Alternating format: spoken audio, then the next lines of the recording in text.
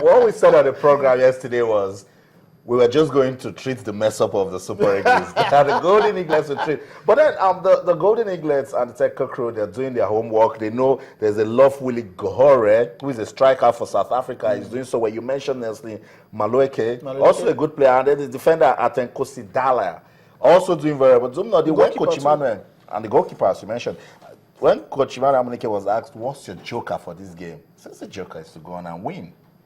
Well, I think he's trying to take away the pressure. Not the pressure. He's adding more pressure. It's not the pressure. Don't allow the exuberance in this lad go overboard. That's what he's trying to do, because we know what it means when you are taking young kids together and you tell them this is going to be your best man, and you know what it means. So he gets into his L. So he's trying to take away the pressure off them, like you mentioned, so. And I think at this point, we're going to expect the Golden Eaglets to come full blast against the South Africans, and we'll see what will come out at the end of the day. I don't want to put my money on any team, but the truth of the matter is, if the Golden Eaglets gets to the final, they will emerge champions of the CAF Under-17 tournament. So the Koiki, let me free Dumnadi, but come to you. What do you think this game will end tomorrow? It's at this level of football, it's always particularly difficult to call between two teams who are more or less children playing football. Children playing a man's game. Their mentality is somewhat similar. Exuberance is also a very important factor as well. The fact that they are still learning how to play with discipline is also particularly key. So it's kind of difficult to call. But when you look at the fact that Nigeria have plenty of experience at this level, I've said it before and I will still say it again. At FIFA level, Nigeria is the most successful under-17 project in the world. I mean, our titles speak volumes to that. So that means we are doing something right at this level. And Coach Emmanuel Amunike, one of the few UEFA pro licensed coaches that we have, and a structure that continues to bear fruit. If I was a betting man, I'd put my money on the Golden Eaglets. So I don't expect a departure from what we've seen in the past. I expect the Golden Eaglets to win. It might not be a 5-0 or cricket scoreline. Just a lone goal will be fine by me. Okay, that's it. We're waiting tomorrow. Talking about the Under-17 African Youth Championship is Nigeria taking on South Africa. The Golden Eaglets versus the Amajimbos of South Africa. Let's see what will come out of that. Coach Emmanuel Amunike is optimistic that his team can go on to win the championship. Let's come back and talk about the league. We're still expecting it to come on. What's the latest? Well, the latest is Academy Warriors have gotten 17 players, new players ahead of the new season. Well, they lost 17. That's an entire. They lost two players to. They lost two good players. They are two central defenders, Ruben Ogbonaya and Joel Jordan, the Cameroonian. They lost those two players to Canopilla. They lost Idris Haloma, their fullback, to Eyimba. So these are some of the key players they lost so far, but they got in 17 new players. Key among them is, I mentioned Richard Ochiai from FC Taraba, is a goalkeeper from Kaduna United, and was at 3SC at one point, moved to Eyimba. So he's moved to Academy Warriors. They also had Macha Ani from Kaduna United. He was one of Kaduna United's top scorers last season. Francis Sylvester, one of the key players for Kaduna FC, where they got relegated at the end of the day. Emmanuel Tanko from Nigerian Prison. Peter Jang from Gombe United, who got relegated. James Santama from Aqua United player, has joined Academy Warriors. So they said they've cleared 14 out of the 17. You know what it means, that those players are their own, so that we don't have a situation where club will be running at their neck and saying these players are not, and they've retained 17 old players. They're going into close camping next week, but they don't want to mention the state they're going, but they're looking at going down east to acclimatize. I don't know why you acclimatize in Nigeria. But the truth of the matter is, they know what they want, they know the kind of players they want, I know what to do, because they lost key players, they're getting other players, but they may not measure up with the player they lost. But the fact is that Academy has what it takes to deliver. The last two seasons, they had a modest budget, but we want to get the kind of result they top have. 4 finish? Yes, among the top 6, 7.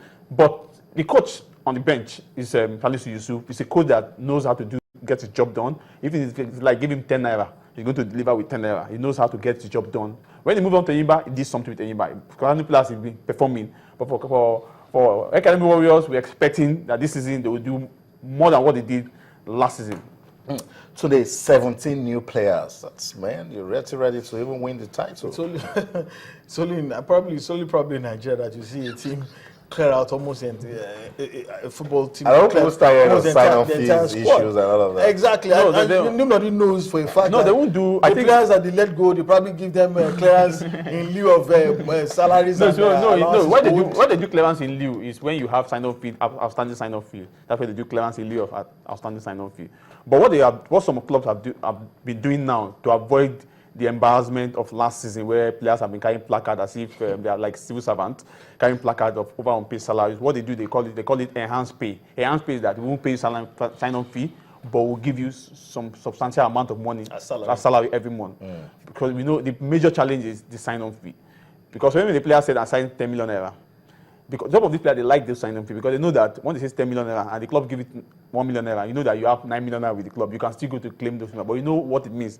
Going back to claim those money is like you want to go through the high of a needle, which is very difficult in Nigeria. What they do, by the time you get a better club. That's what we keep saying. Why is it so? Why do you tell a player I'll give you 5 million? When you know you can't. When you know you can't, or you won't pay. But the challenge is that when you do sign on pay, you don't sign 3 years, you don't sign 4 years. You sign just 1 season. By the time you open your eyes and close it, the season is gone.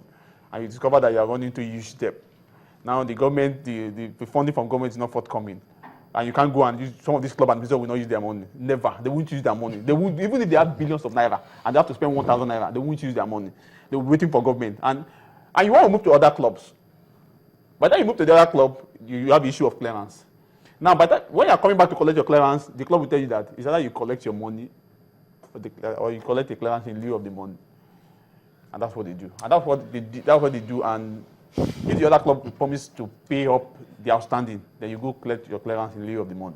So that's why when you look at the league today, it won't go beyond Kano Pillars, Eimba, because I'll just go to where I know they'll be able to take care of me and still play football so I can get a place in Europe. Yeah, and that is why a lot of players in the domestic league usually fight tooth and nail to attract the attention of those two clubs.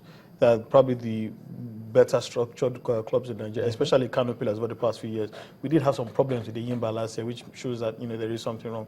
But I mean, the bottom line still has to do with the fact that we have to learn to divorce football from government. Yeah. It is a vicious cycle that continues to reoccur. The football-loving governor comes in, he funds the club to the high heavens, his successor now comes, he has a passion for something else, the club now begins to fall into disarray. We've seen clubs like Nasarawa United who won the title one season and suffered relegation the very next season. It doesn't all go well for football, and that is why we cannot build enduring domestic structures, because everything is tied to the apron strings of government. If government does want to have a stake in it, fine, but it shouldn't be a controlling share.